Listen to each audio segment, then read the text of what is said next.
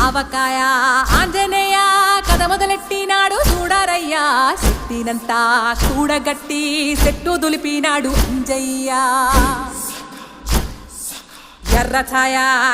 ఛాయ కోతి అవతార వెంటమాయ కత్తి సేత పట్టకుండా కాయ కోసినాడు కపిలయ్య